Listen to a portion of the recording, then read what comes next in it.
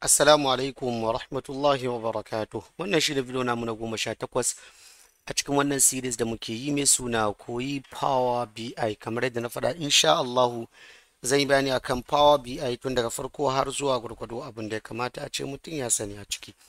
Idan ba za ku manta ba, video namu na ƙarshe mun bayani ne akan DAX na left, right da kuma mid.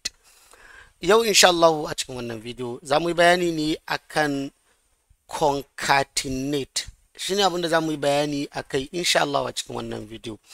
Me DAX na concatenate yake yi, kamar yadda yake yi a Excel, abinda yake yi a nan kenan yana hada two or more characters from different columns in one column. Abinda yake yi kenan. So misali, let's go to table view. Misali anan yanzu muna so maybe mu haɗa wannan left da right wuri guda, maybe muna so mu haɗa su wuri ɗaya, so za mu yi amfani da concatenate domin mu game su wuri ɗaya. So abinda za mu je, let me go to new column.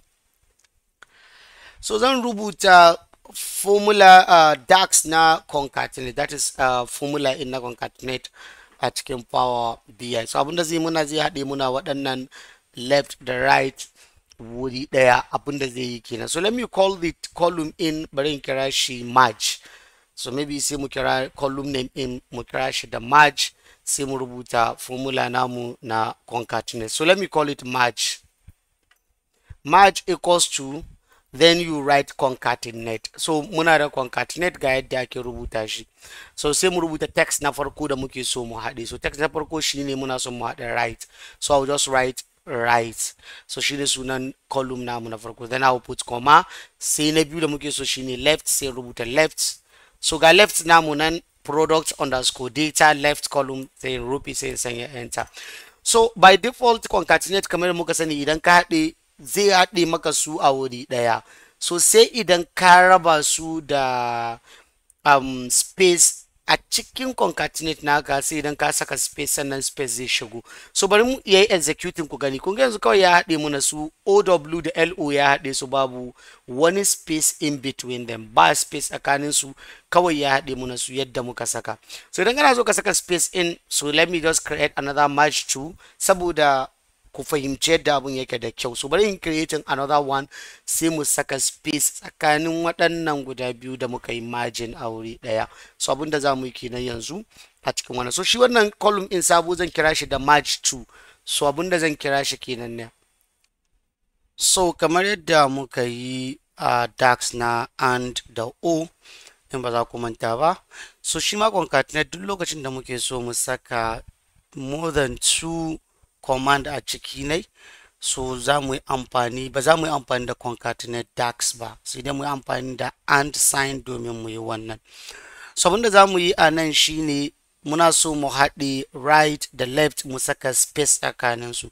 So I'm going to call the left the right column first, kamar yadda muka yi wannan.